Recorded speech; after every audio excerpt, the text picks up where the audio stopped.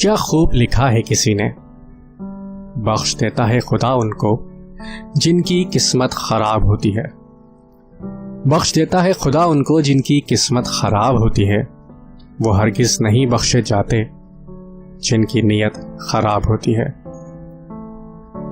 اپنوں کی غلطیاں بھی اپنی ہوتی ہیں، مل جل کر غلطیاں سدھار لینی چاہیے، انا کی دستار باندھ کر دوسروں کے جھکنے کا انتظار نہیں کرنا چاہیے۔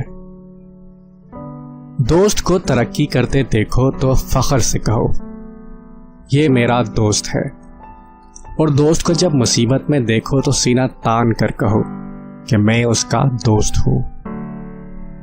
اپنی زندگی کی کتاب کو کچھ خاص لوگوں کے سامنے ہی کھولیں، چونکہ چند ہی لوگ اس کو سمجھ سکتے ہیں، باقی صرف جاننے کا تجسس رکھتے ہیں۔ طاقت یہ ہے کہ انسان آنسو بہانے کی بے شمار وجوہات ہونے کے باوجود مسکرانے کو ترجیح دے۔ بچپن میں سب سے زیادہ پوچھا گیا سوال، بڑے ہو کر کیا کرنا چاہتے ہو؟ آج جا کے اس کا جواب ملا، پھر سے بچپن جینا چاہتا ہوں۔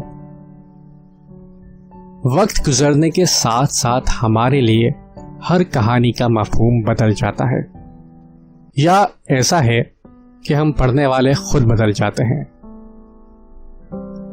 ہماری زندگی میں وہ شخص سب سے بہترین ہوتا ہے جو ہمیں اس وقت بھی سمجھتا ہے جب ہم خود بھی اپنے آپ کو نہیں سمجھ پاتے۔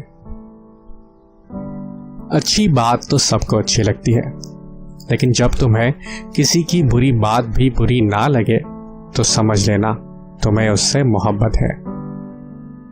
وقت کی ایک عادت بہت اچھی ہے، جیسا بھی ہو گزر ہی جاتا ہے۔